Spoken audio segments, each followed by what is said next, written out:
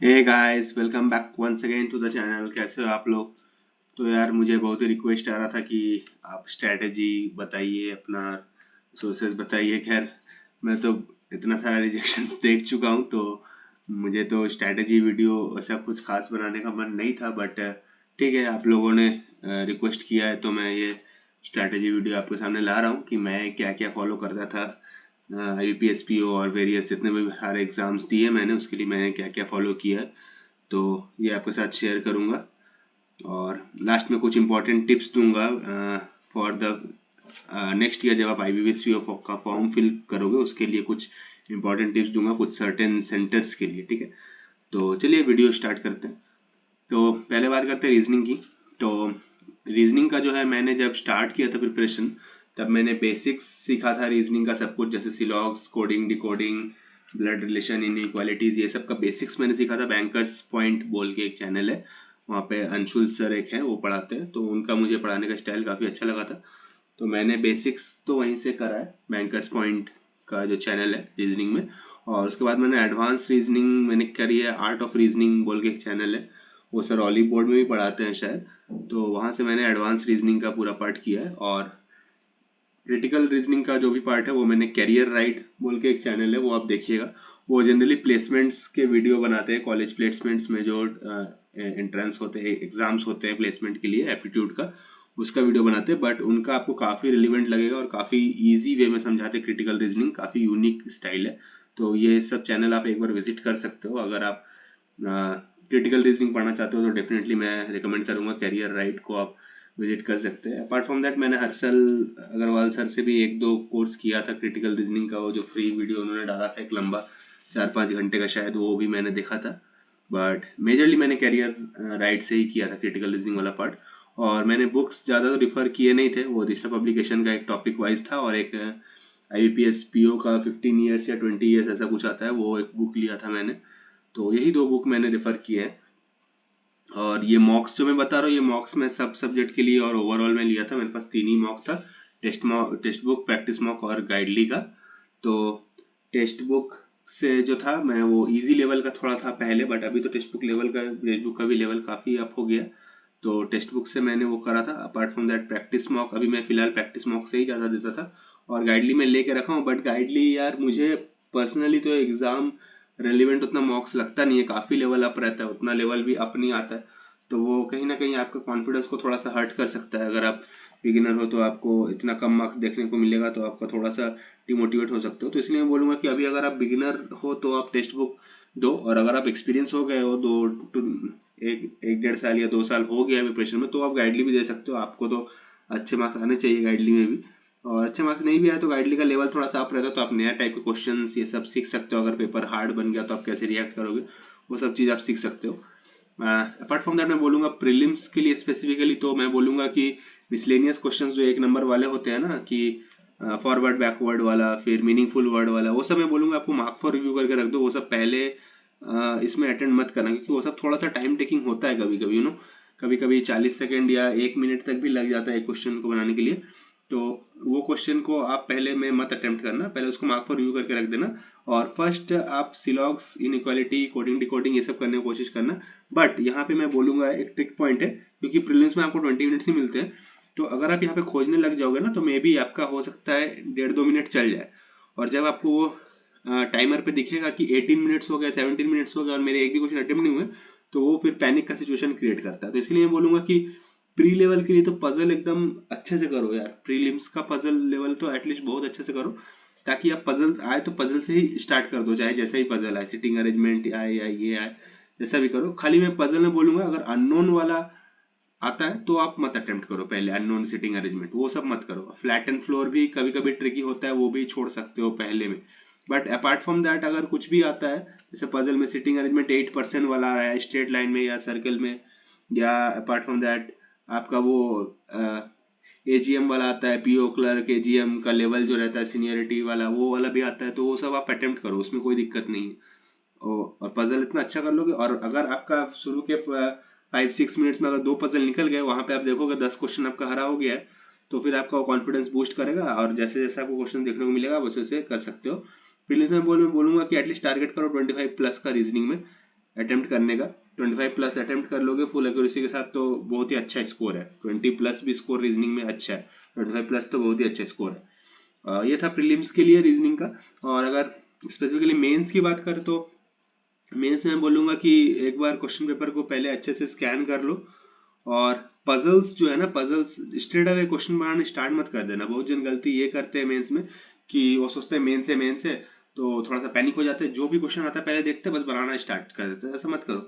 हो सकता है कि आप हार्ड क्वेश्चन पिक कर लो, और हार्ड क्वेश्चन पिक कर लिए और आप ट्राई करते रहोगे, देखोगे 10-15 मिनट निकल गया, एक भी क्वेश्चन नहीं बना, और फिर पैनिक का सिचुएशन क्रिएट होगा, फिर आपका पूरा वो सेक्शन खराब हो जाएगा। फिर एक बार रीजनिंग खराब हुआ, सबसे पहले खुलता है रीजनिंग, एक बार रीजनिंग खराब हुआ तो फिर आपका पूरा पेपर खराब हो जाएगा। आप सोचेगा अरे अब तो होगा नहीं। तो चांसेस खराब नहीं करने, अपने चांसेस अच्छे करने। तो इसीलिए मैं बोलूंगा कि एक बार स्कैन कर लो अच्छे से, एक बार पेपर को स्कैन करने के बाद आपको पता चल जाएगा पजल कहाँ कहाँ से है। जैसे 24 से 36 क्वेश्चन पजल के है, तो आप उसको मार्क कर लो कि 6 क्वेश्चन पजल के है, वो वहाँ पे हो गया। अपार्ट फ्रॉम दैट आप सब मार्क करते चलो। और मैं बोलूंगा कि अगर इजी क्वेश्चन कुछ दिखे, जैसे कोडेड सिलोगिज्म दिखे, कोडेड कोडिंग डिकोडिंग दिखे, कोडेड ब्लड रिलेशन को आप मार्क करके रख सकते हो। ब्लड रिलेशन कभी कभी ट्रिकी होता है। अपार्ट फ्रॉम दैट अगर आपको कुछ भी दिख रहा है जैसे इजी वाला है तो उसको स्ट्रेट अवे बना लो। स्ट्रेट अवे बना लोगे तो क्या होगा कि स्ट्रेट अवे अगर मान लो कोडेड सिलोगिज्म आया, वो 5 मार्क्स का आया या 3 मार्क्स का आया, 4 मार्क्स का आया, तो वो आप पहले बना लोगे तो आपको वहां दिख जाएगा कि हाँ चलो शुरू के मेरे यहाँ पे 55 मिनट्स टाइम बाकी है और मेरे अभी यहाँ पे 5 मार्क्स मेरे श्योर हो गए। तो ये फिर एक कॉन्फिडेंस देगा आपको हार्ड क्वेश्चन को टैकल करने के लिए। और मैं ये भी बोलूंगा कि अगर क्रिटिकल रीजनिंग का कुछ देखे तो उसको मार्क फॉर रिव्यू कर लो, और क्रिटिकल रीजनिंग को पढ़ो। बहुत बहुत जन है कि इसको इग्नोर कर देते हैं, क्रिटिकल रीजनिंग यार क्या ही पढ़े, इसमें गलत हो जाता है। बट बहुत बार आप देखोगे क्रिटिकल रीजनिंग आपको स्कोर करा के देगा। जैसे अभी एसबीआई क्लर्क आने वाला है ना, वहां पे भी आपको देखने को मिलेगा मिनिमम 8-10 मार्क्स के आपको क्रिटिकल रीजनिंग तो इजी देखने मिलेंगे रीजनिंग सेक्शन में। तो वो अगर आप करके जाओगे तो आपको वहां पे दूसरे जो कैंडिडेट वो सेक्शन नहीं करके जा रहे हैं वहां पे आपको एज मिलेगा ना, तो वो चीज आप कर सकते हो वहां पे। तो इसीलिए कोई भी सेक्शन को इग्नोर मत करो, क्रिटिकल रीजनिंग पार्ट को भी करना है और मार्क फॉर रिव्यू करके रखना है। पहले 1 नंबर के वहां पे करके उसके बाद ही आपको सेकंड 2 मार्कर वाले सेक्शन में जाना है। क्योंकि बहुत जन होता है क्या कि शुरू में सोचते हैं कि चलो 2 मार्कर पे ही डायरेक्ट अटैक करते हैं, 10 क्वेश्चन अगर बन गए तो 20 मार्क्स हो गए। बट अगर आपके नहीं बने तो फिर आपका पूरा सेक्शन वो ले डूबेगा, क्योंकि आपके टाइम भी चला जाएगा और फिर बनेगा भी नहीं कुछ। और फिर आपका वो जो स्ट्रेस 2 मार्कर वाले में हो उसके कारण आपका 1 मार्कर वाला क्वेश्चन भी नहीं हिलेगा। आपका दिमाग फंस चुका है वहां पे, दिमाग आपका काम करना बंद कर दिया, आप पैनिक सिचुएशन में आ जाओगे तो फिर पूरा सेक्शन खराब हो जाएगा। इसीलिए पहले 1 मार्कर ही करो। 1 मार्कर एक बार हो जाए, आपको बहुत सारा वहां से क्वेश्चन मिल जाए, लगभग 10-15 मार्क्स का भी अगर आप 1 मार्कर निपटा देते हो तो फिर 2 मार्कर में जाओ। तो फिर आपको 2 मार्कर वाले में भी कॉन्फिडेंस मिलेगा, और हो सकता है हार्ड क्वेश्चन भी आपसे वहां पे क्लिक कर जाए, बन जाए, ड्यू टू जो 1 मार्कर से आप कॉन्फिडेंस लेके आ रहे हो। तो मेंस में पूरा बात कॉन्फिडेंस का है कि आप कितना कॉन्फिडेंस के साथ पेपर अटेम्प्ट कर रहे हो और कैसे कर रहे हो। ठीक है, तो ये रीजनिंग के बारे में मैंने आपको बता दिया कि मैं क्या फॉलो करता था और कैसे करता था। और अब अगर बात करें क्वांट्स की, तो क्वांट्स में तो जैसे मैंने मार्क्स देखे हो, क्वांट्स में मैं उतना अच्छा नहीं था, सीरियसली बोलता हूँ। क्वांट्स से मैं मतलब एवरेज ही था बोलने जाओ तो, और कई मायनों में बिलो एवरेज भी बोल सकते हैं। तो क्वांट्स के लिए मैं यही बोलूंगा कि मैंने तो खाली एक ही मेंटर को फॉलो किया है, one and only Kaushik Mohanty sir, career definer.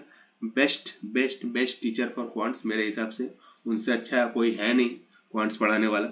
और अपार्ट फ्रॉम दैट मैं तो पर्सनली कौशिक मोहंती सर से ही सब कुछ किया हूँ। उनका अर्थमेटिक प्लेलिस्ट का सीरीज जो है वो तो एकदम प्योर गोल्ड है, उससे बेटर तो कुछ है नहीं। फ्री ऑफ कॉस्ट वो पूरा अपना अर्थमेटिक सीरीज डाल चुके हैं। मेंस का इतना सारा लेक्चर है उनका, और इतना इजी कंसेप्ट आपको समझाते हैं। अगर आप अभी तक दूसरे ट्यूटर को फॉलो कर रहे हो तो मैं ये नहीं बोलूंगा कि उनको छोड़ दो, बट एक बार आप इनके चैनल में विजिट करके देखो, और पर्सनली आप 1-2 लेक्चर देखोगे आप भी सर के फैन बन जाओगे। सर का पढ़ाने का स्टाइल इतना ही अच्छा है। तो मैं तो पर्सनली क्वांट्स वहीं से किया हूँ। मेरे अगर मैं पर्सनल अपनी बात करूँ तो मैं जब 2022 का IBPS का मेंस दिया था, आपको पता है जिन्होंने दिया होगा उनको पता होगा कि उस टाइम कितना हार्ड आया था पेपर। 2 या 2.25 ऐसा सेक्शनल कट ऑफ गया था जनरल का। तो उसमें जब मैं 2022 में दिया था तो मेरे कुछ माइनस में मार्क्स आए थे, -2 या -3, मुझे अभी याद नहीं है, बट उस टाइम मेरे माइनस में मार्क्स आए थे। तो मैं उस लेवल का क्वांट्स में था तब। तो और मैं पहले से ही क्वांट्स से डरता था, बचपन से ही कि क्वांट्स नहीं करना है। बट ठीक है, अभी जॉब के लिए क्वांट्स करना ही है, बिना क्वांट्स के आप कहीं नहीं निकल पाओगे। तो इसीलिए मैं बोलूँगा कि एक बार वहाँ से करो।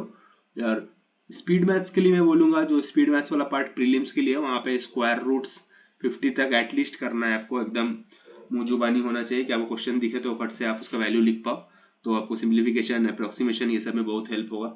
और वहाँ पे यही सब है ना प्रीलिम्स में, आप अगर आपको पता है कि इसका स्क्वायर कितना है, 28 का स्क्वायर कितना है, 29 का स्क्वायर कितना है, तो आपको वो वैल्यू आप डायरेक्ट लिख पाओगे। और जो बच्चा नहीं जानेगा तो वो वहां पे लिखेगा 28 × 28, तो अब 10 सेकंड भी बचा रहे हो, तो अगर एक क्वेश्चन में आप 5 सेकंड भी बचा रहे हो, तो ऐसे अगर सिंप्लीफिकेशन के 10 क्वेश्चन आए तो आप कितने सेकंड्स बचा लोगे, और वो सेकंड्स जो आपको बचेगा वो आप अर्थमेटिक पे लगा पाओगे, जहाँ पे आप टाइम नहीं बचता है। जनरली ये मेरे साथ भी होता था जब मैं मॉक देता था प्रीलिम्स में, कि अर्थमेटिक के लिए टाइम ही नहीं बचता था, मैं अर्थमेटिक देख ही नहीं पाता था। पहले जब मॉक देता था प्रीलिम्स का, मैं खाली स्पीड मैथ्स करता था, क्वाड्रेटिक किया, सिंप्लीफिकेशन किया, DI 1 बनाया, बस टाइम अप हो जाता था 20 मिनट।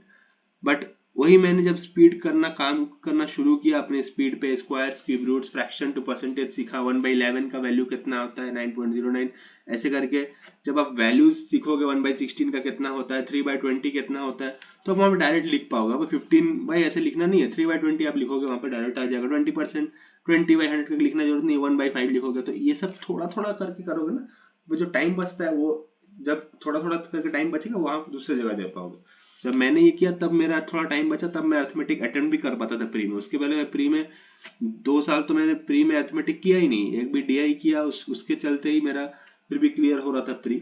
बट मैं बोलूंगा कि आपको ये सब स्पीड मैथ्स के लिए इम्प्रूव करो, और शॉर्टकट्स स्पीड मैथ्स के लिए आप सीख सकते हो, अर्थमेटिक इसके लिए नहीं, अर्थमेटिक DI के लिए कभी शॉर्टकट्स नहीं बोलता हूँ, बट स्पीड मैथ्स के लिए सीख सकते हो।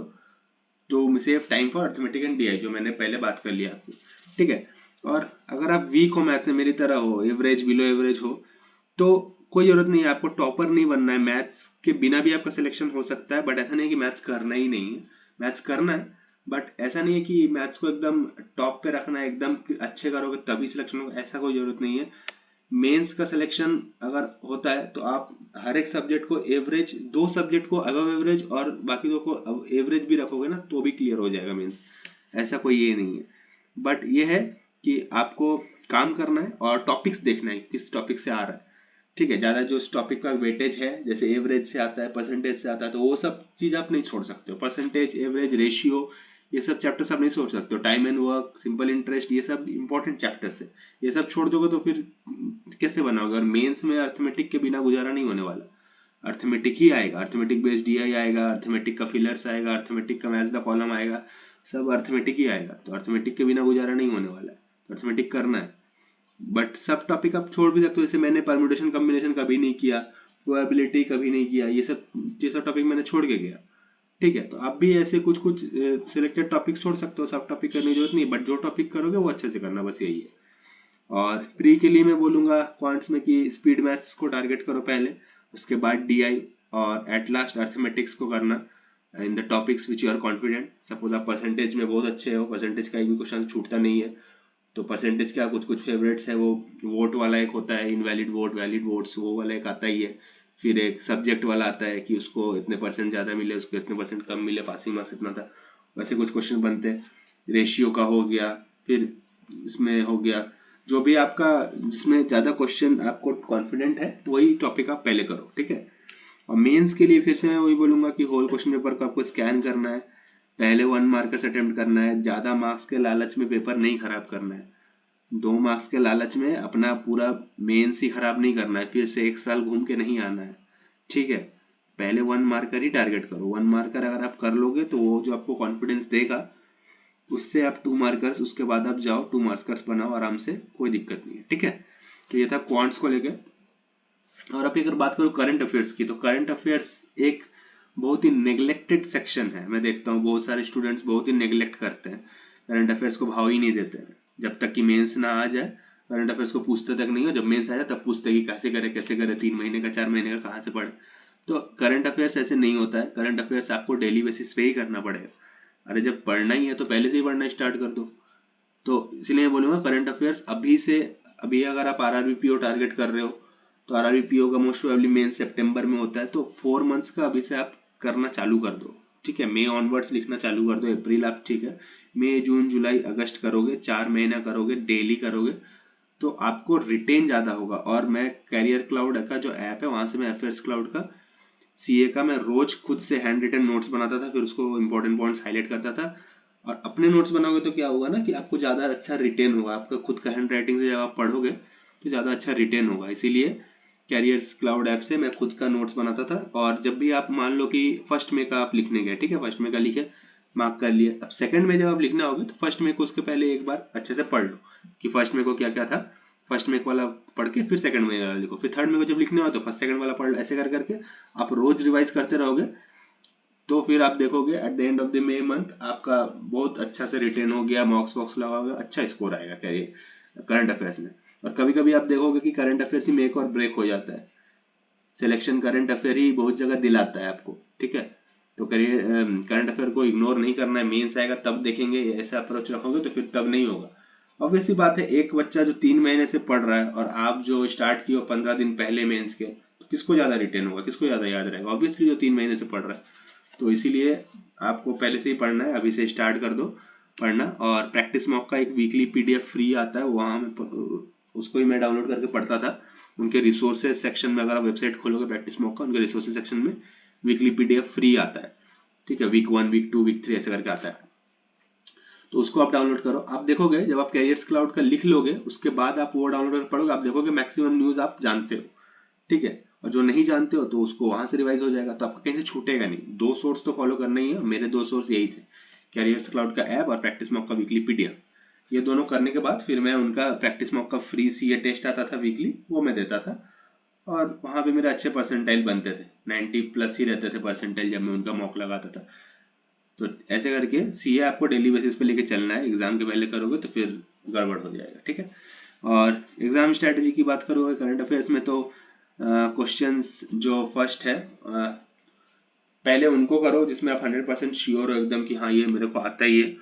और उसके बाद मार्क फॉर रिव्यू करके रखो जिसमें आप 50-50 हो कि ये भी शायद ये है नहीं तो ये है, ये दोनों में आप श्योर हो कि शायद ए है या तो सी है, तो उसको मार्क फॉर रिव्यू करके रखो। और अगर आप 100% वाला क्वेश्चन आप देख रहे हो, अराउंड 20 आपका हो गया है मार्क्स 100% श्योर वाला, तो गेस करने का जरूरत नहीं है, वो 5-10 गेस फालतू का करने का और 50-50 वाला में चांस लेने की जरूरत नहीं है। आप 20 मार्क्स 18 मार्क्स सीए में आ रहा है, बहुत अच्छे मार्क्स है, ठीक है, करने की जरूरत नहीं है। अगर आपके देख रहे हो कि अब 15-14 क्वेश्चन ही हुआ तो फिर आपको थोड़ा सा रिस्क लेना पड़ेगा, 5-10 गेस आपको लेना पड़ेगा 50-50 वाला में, फिर वो आप ऐसे करके मैनेज कर सकते हो सीए वाला सेक्शन। अभी बात करते हैं इंग्लिश सेक्शन की, जिससे मेरे मुझे काफ़ी पूछा जाता है, कमेंट्स आता है कि यार इंग्लिश कैसे स्ट्रॉन्ग करें। मेरे इंग्लिश में ठीक ठाक नंबर आते हैं तो इसीलिए मैं इंग्लिश का थोड़ा बोल सकता हूँ। तो पर्सनली तो मैं इंग्लिश में कुछ उतना नहीं किया था क्योंकि मेरा इंग्लिश पहले से ही ठीक ठाक है, तो इंग्लिश में मैं खाली मॉक्स पे रिलाई करता था, मॉक्स देता था, वहीं से मेरे इंग्लिश प्रैक्टिस होते हैं। बट आपके लिए बोलूँगा कि आप न्यूज़पेपर पढ़ सकते हो और एडिटोरियल स्पेशली पढ़ सकते हो, जिससे क्या होगा कि आरसी इंप्रूव होगा। और वहां से जो भी आपको हार्ड वर्ड्स दिखे आप वो हार्ड वर्ड को सर्कल आउट करके इमीडिएटली उसका मीनिंग और सिनोनिम एंटोनिम देख सकते हो। तो इससे क्या होगा कि आपको मीनिंग तो पता चल गया, प्लस उसका और एक सिनोनिम्स पता चल गया, एंटोनिम पता चल गया। और इसका फायदा क्या है, एक तो आरसी में कभी कभी पूछते हैं, और एक फायदा है जब आप डिस्क्रिप्टिव लिखोगे ना तब आप ऐसे में इसको यूज कर सकते हो। अब जैसे गुड है, अच्छा है, तो सब कोई लिखेगा गुड, तो एग्जामिनर को लगेगा ये क्या लिख रहा है, फिर उसको आप अच्छा से लिखोगे, फैंटेबुलस लिखोगे, फैबुलस लिखोगे, मार्वलस लिखोगे, मैग्निफिशिएंट लिखोगे, तो फिर एग्जामिनर को वहां पे एक्स्ट्रा मार्क्स आपको देना पड़ेगा क्योंकि आप थोड़ा सा अच्छा लिख रहे हो, ब्यूटीफाई हो रहा है आपका, वो पूरा ऐसे को ब्यूटीफाई करता है। तो वहां भी फायदा है, प्लस आपका सिनोनिम एंटोनिम डायरेक्ट वहां पे आरसी में भी पूछता है, तो इसीलिए सिनोनिम्स एंटोनिम्स भी आपको साथ में करते चलना है ताकि आप ऐसे भी थोड़ा अच्छा लिख पाओ और वहां पे भी आपको आरसी वाले में भी हेल्प हो जाए। और पैराजंबल का बेसिक्स आपको सीखना है, पैराजंबल को छोड़ना नहीं है, पैराजंबल को इग्नोर नहीं करना है, पैराजंबल का बेसिक्स सीखना है। जैसे कनेक्टर से कभी सेंटेंस स्टार्ट नहीं होगा, बट से, हेंस से नहीं होगा, वहां से कंक्लूड होता है, हेंस देयरफॉर, इससे मतलब खत्म हो रहा है, तो वो कभी स्टार्टिंग में नहीं होगा। ऐसे बेसिक कुछ कुछ रूल्स है, तो ये रूल्स आपको पैराजंबल के लिए अच्छे से करने हैं, ठीक है। और मैं बैंकिंग के लिए मैं स्पेशली बोलूंगा, सब बोलते हैं ग्रामर ग्रामर, बट मैं बोलूंगा आपको ग्रामर नहीं चाहिए बैंकिंग के लिए, बिना ग्रामर के आप फोड़ सकते हो इंग्लिश सेक्शन, ग्रामर का ज्यादा कोई रिलेवेंस नहीं। एरर डिटेक्शन ही आता है 5 मार्क्स का, 6 मार्क्स का, उतना मार्क्स आप छोड़ दो मैं बोलूंगा। 40 मार्क्स में अगर आपका 5-6 मार्क्स का एरर डिटेक्शन मेंस में आ रहा है, आप छोड़ दो, फिर भी आपके पास 34 मार्क्स बच रहा है। उस 34 मार्क्स में आप इजीली 25 के अप्रॉक्स भी अगर आपके मार्क्स आ गए तो 20+ भी आ गए, काफ़ी अच्छे मार्क्स है, काफ़ी अच्छे मार्क्स है। ठीक है, तो उसके लिए मैं बोलूँगा ग्रामर पे होता ज़्यादा, वॉइस लेके बैठ गए हो, टेंस लेके बैठ गए हो, चलो इसका देखता हूँ नरेशन क्या होता है, कोई ज़रूरत नहीं है। ग्रामर पे ज़्यादा ज़्यादा रीडिंग पे हैबिट पे फोकस करो, जितना अच्छा पढ़ पाओगे उतना ही अच्छा आप एलोबरेट कर पाओगे, क्योंकि एक्चुअली आपको वहीं पे पढ़ना ही है, पढ़ने का ही आपको सेंस होना चाहिए। क्योंकि जब आप एक्चुअली जॉब में आओगे बैंक में, तो आपको पढ़ना ही पड़ेगा, लोन के इतने बड़े बड़े डॉक्यूमेंट्स आएंगे, ये आएंगे सब, तो वो सब पढ़ना ही पड़ेगा, तो पढ़ने का ही ज़्यादा हैबिट होना चाहिए, ग्रामर का आपको कोई काम ज़्यादा नहीं है। ठीक है, और डिस्क्रिप्टिव के लिए मैं बोलूँगा, जो डिस्क्रिप्टिव भी एक नोट सेक्शन है, सब एग्जाम के पहले ही करते हैं, बट मैं बोलूँगा कि टाइपिंग का थोड़ा सा प्रैक्टिस करिए, क्योंकि मैं खुद एग्जाम हॉल में देखा हूँ बहुत जन एक हाथ से टाइप करते हैं, एक हाथ से एक एक करके वर्ड टाइप करते हैं। ऐसे करोगे तो भाई कभी वर्ड लिमिट पूरा नहीं होगा, छूट जाएगा आपका ऐसे। ठीक है, क्योंकि आपको सोचना भी है प्लस लिखना भी है। ठीक है, और डिस्क्रिप्टिव सेक्शन के लिए बोलूंगा कि जैसे ही आपका मतलब लास्ट सेक्शन खत्म हो मेंस का, तो फट से टॉपिक देख के टाइप मत करने लग जाओ। सब कर रहे, करने दो उनको, करने दो। आपको लगेगा कि सब टाइप कर रहे, खट खट खट खट आवाज आ रहा, बट आपको नहीं करना है। आप एक पहले ऐसे देखो, 3 टॉपिक देखो क्या है, एक टॉपिक सेलेक्ट करो कि इस पे लिखूंगा, उसका एक जो आपको शीट मिलेगा उस पर एक रफ स्केच बनाओ कि मेरा इंट्रो में मैं ये लिखूंगा, बॉडी में ये लिखूंगा, कंक्लूजन में ये लिखूंगा, कुछ कुछ इंपॉर्टेंट पॉइंट्स बनाओ कि मैं इस पे इंट्रोडक्शन दूंगा, इस पे बॉडी लिखूंगा, इस पे कंक्लूजन लिखूंगा। एक बॉडी बन गया, वो आपका इजीली 2 to 3 मिनट्स में हो जाएगा। फिर टाइपिंग स्पीड आप प्रैक्टिस करोगे, टाइपिंग स्पीड अच्छा रखोगे, फिर जो आप ऐसे लिखोगे और वो जो कुछ भी लिख रहे हैं वो ऐसे लिखेंगे, फिर जो वो जो होगा वो आपके मार्क्स पे रिफ्लेक्ट करेगा। वो जो धड़ाधड़ धड़ाधड़ टाइम आ गया, लिखना चालू कर दिए हैं, उनका आप मार्क्स देखोगे फिर वैसे ही आएगा, एवरेज मार्किंग होगा, 11-12 देंगे, जस्ट पास करवाएंगे उनको। और आप अच्छा क्वालिटी लिखोगे तो आपको 17+ इजीली मिल सकता है। और डिस्क्रिप्टिव भी गेम चेंज करता है, जैसे मेरे केस में इस बार हुआ है, मुझे इतने अच्छे 19.75 डिस्क्रिप्टिव मिल गया, उसके कारण ही मुझे काफ़ी अच्छा थोड़ा सा लीड मिल गया है। तो इसीलिए मैं बोलूँगा कि डिस्क्रिप्टिव को भी इग्नोर मत करो और अच्छा लिखो, कुछ भी मत लिखो, अच्छा लिखो। ठीक है, और ऐसे लेटर में मैं बोलूँगा फॉर्मेट अच्छे से देख के जाना, अच्छे से बॉडी, अच्छे से इंट्रो, सब कुछ लिख के, सैल्यूटेशन वगैरह, एड्रेस वगैरह सब बहुत अच्छे से करना, तो अच्छा ही जाएगा पेपर। ठीक है, उसको भी इग्नोर नहीं करना है। तो हाँ गाइस, यही था वीडियो मेरा स्ट्रैटेजी को लेके, कुछ खास तो था नहीं, बट जो भी मैंने सीखा है अपने फेलियर से और मेरी जो लर्निंग्स रही हैं, मैंने कैसे कैसे प्रिपेयर किया, ये आपके साथ थोड़ा सा शेयर कर दिया हूँ। आई होप कि आपको ये किसी भी एंगल से अगर हेल्प करे आपके प्रिपरेशन में, तो इससे मुझे काफ़ी खुशी होगी कि मैं आपके सक्सेस में या आपके एग्जाम के प्रिपरेशन में कुछ कंट्रीब्यूट कर पाया हूँ। तो अगर आपको अच्छा लगे ये वीडियो तो आप मेरे चैनल को सब्सक्राइब कर सकते हो, आगे मैं ऐसे ही वीडियोस डालता रहूँगा, और जैसे जैसे नोटिफिकेशंस आएंगी या कुछ कुछ एग्जाम्स के रिलेटेड भी आएंगी तो मैं आपको कुछ कुछ बताते रहूँगा। अगर हो सके तो मैं मॉक्स भी दूंगा लाइव, तो आपको थोड़ा सा पता चले कि मैं कैसे अटेम्प्ट करता हूँ पेपर। तो देखते हैं जैसा रहता है, अभी फ़िलहाल तो वेट कर रहा हूँ ज्वाइनिंग के लिए, तो कुछ भी अपडेट्स आएगा तो आपके साथ भी शेयर करूँगा कैसे क्या हो रहा है। और तब तक के लिए चैनल के साथ बने रहिए और सब्सक्राइब कर दीजिए, लाइक शेयर कर दीजिए। तो ठीक है गाइस, मिलते हैं नेक्स्ट वीडियो में, तब तक के लिए bye bye, take care and all the very best.